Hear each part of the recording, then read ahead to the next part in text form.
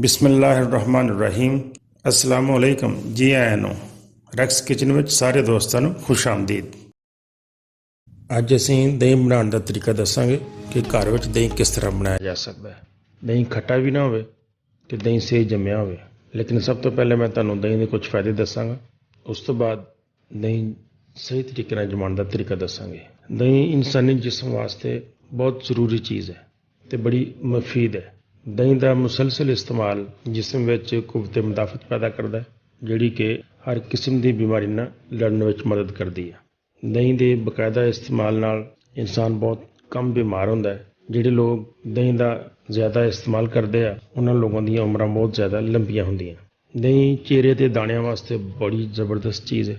ਚਿਹਰੇ ਨੂੰ ਬੜਾ ਖੂਬਸੂਰਤ ਹਸ਼ਾਸ਼ ਬਸ਼ਾਸ਼ ਰੱਖਦਾ ਹੈ ਅਤੇ ਖੂਬਸੂਰਤ ਬਣਾਉਂਦਾ ਹੈ। ਦਹੀਂ ਨਿਜ਼ਾਮੇ ਨਿਜ਼ਾਮ ਵਾਸਤੇ ਬਹੁਤ ਅੱਛੀ ਚੀਜ਼ ਹੈ।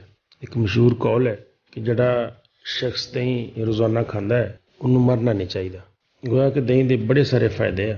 ਦਹੀਂ ਨੂੰ ਰੋਜ਼ਾਨਾ ਸੁਬਾਹ ਜਾਂ ਦੁਪਹਿਰ ਦੇ ਵਕਤ ਜ਼ਰੂਰ ਖਾਣਾ ਚਾਹੀਦਾ ਹੈ। ਸ਼ਾਮ ਨੂੰ ਦਹੀਂ ਨਹੀਂ ਖਾਣਾ ਚਾਹੀਦਾ। ਅਤੇ ਆਓ ਹੁਣ ਦਹੀਂ ਬਣਾਉਣ ਦਾ ਤਰੀਕਾ ਮੈਂ ਤੁਹਾਨੂੰ ਦੱਸਦਾ। ਮੈਂ 1 ਕਿਲੋ ਦੁੱਧ ਦਾ ਦਹੀਂ ਬਣਾਊਂਗਾ। 1 ਕਿਲੋ ਦੁੱਧ ਕੱਚਾ ਲੈ ਲੈਣਾ, ਉਹਨੂੰ ਬਰਤਨ 'ਚ ਪਾ ਕੇ ਬੋਇਲ ਕਰਨਾ ਹੈ। ਕੱਚੇ ਦੁੱਧ ਨੂੰ ਬਰਤਨ 'ਚ ਪਾ ਕੇ ਬੋਇਲ ਹੋਣ ਵਾਸਤੇ ਰੱਖ ਦਿਓ।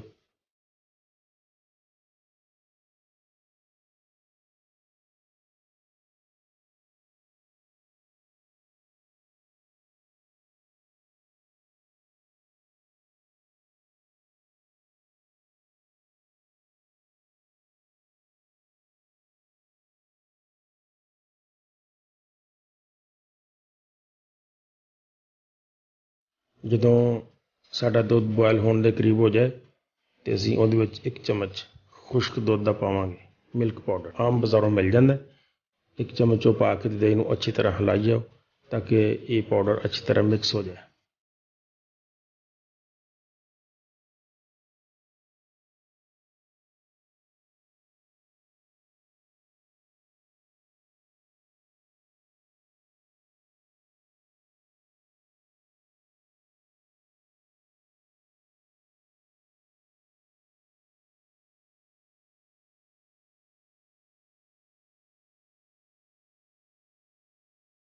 ਬਸ ਇੱਕ ਬੋਇਲ ਆ ਗਿਆ, ਦੁੱਧ ਸਾਡਾ ਬਿਲਕੁਲ ਤਿਆਰ ਹੋ ਗਿਆ ਦਹੀਂ ਜਮਾਉਣ ਵਾਸਤੇ।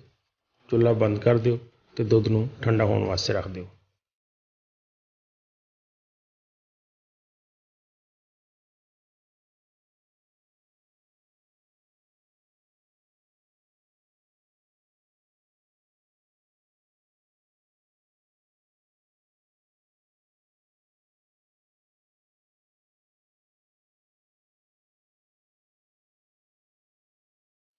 ਦੁੱਧ ਨੂੰ ਬਹੁਤ ਜ਼ਿਆਦਾ ਠੰਡਾ ਨਹੀਂ ਕਰਨਾ, ਬਸ ਇੰਨਾ ਕੁ ਠੰਡਾ ਕਰਨਾ ਹੈ ਕਿ ਤੁਹਾਡੀ ਉਂਗਲੀ ਆਸਾਨੀ ਨਾਲ ਦੁੱਧ ਵਿੱਚ ਪੈ ਜਾਏ, ਸੜੇ ਨਾ।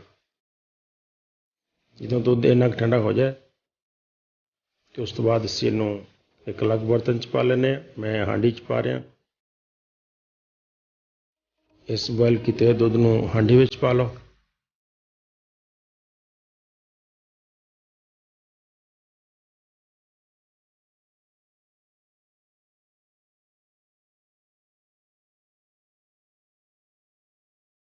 ਅਤੇ ਉਹਦੇ ਵਿੱਚ 1 ਚਮਚ ਦਹੀਂ ਦਾ ਜੰਮਣ ਵਾਸਤੇ ਸ਼ਾਮਿਲ ਕਰ ਦਿਓ।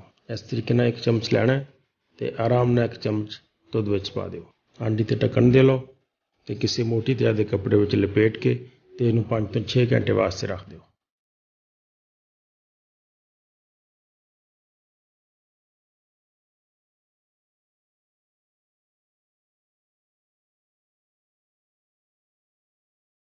ਤਕਰੀਬਨ 5-6 ਘੰਟੇ ਹੋ ਗਏ। ਅਸੀਂ ਚੈੱਕ ਕਰਦੇ ਹਾਂ।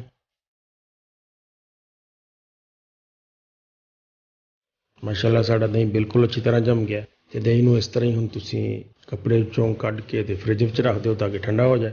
ਠੰਡਾ ਹੋਣ ਤੋਂ ਬਾਅਦ ਤੁਸੀਂ ਇਹਨੂੰ ਖਾਓ, ਸਰਵ ਕਰੋ।